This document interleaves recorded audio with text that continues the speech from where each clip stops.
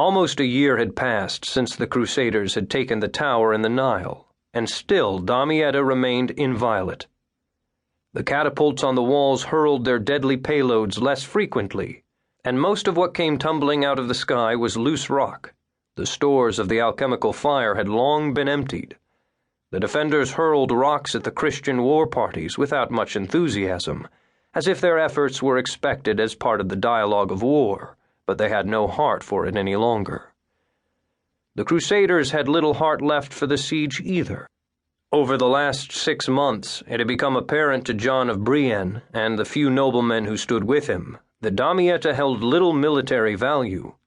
As difficult as it was for the Christians to get in, it would be equally difficult for them to get out again, especially if the Sultan's armies filled up the floodplain behind them. Safaddin, the man who had been Sultan when the crusade began, had died shortly after the tower assault. His son, Al-Kamil, who had been ruler of Egypt when the crusade began, now held sway over the entirety of the Muslim domain. While his father remembered some of the atrocities of the previous crusade and never relented in his desire to drive the Christians out of the Levant, his son appeared to have a different perspective. He had offered, more than once, terms of peace that seemed too good to be true. The legate from Rome, Pelagius, believed this offer of peace was a lie, facile words offered by a heathen who could not be trusted. Rome wanted Damietta, he insisted, and Rome would have the city. Of the original company of shield brethren who had joined the crusade at Acre, only 18 remained. Of those, 4 could still carry arms, and would do so at a moment's notice, but they would not ride to meet the enemy. The enemy would have to come to them. Eptor, the farmer's son who had charged across the narrow bridge with Raphael, was one of those 4. The wounds still plaguing him were not physical. His body had healed, and his spirit remained resolute, but his mind was dimmed by the presence of a shadow. At first he had merely been prone to fevers, but as the winter passed, his bouts of night sweats gave way to more disturbing signs. Eptor began to speak of their dead brothers as if they were still alive.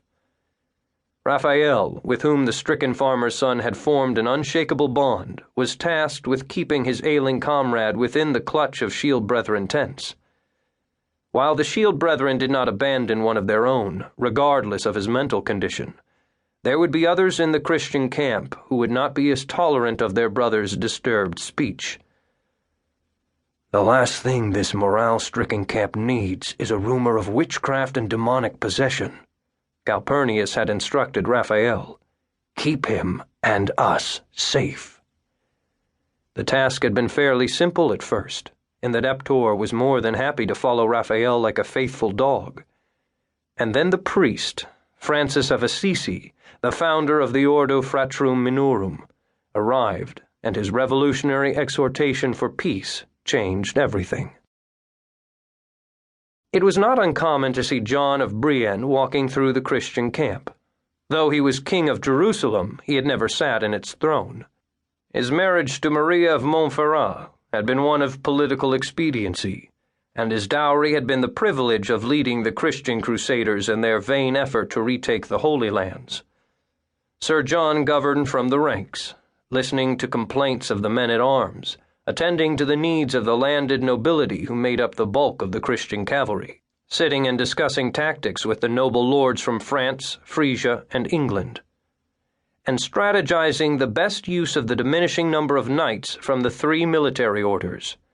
The Crusaders all knew him by sight, and while he allowed them to show some deference, he insisted on no title other than the one warranted by his numerous feats of arms. It was curious, then, for him to present himself anonymously at the Shield Brethren camp, wrapped in a nondescript cloak and hood.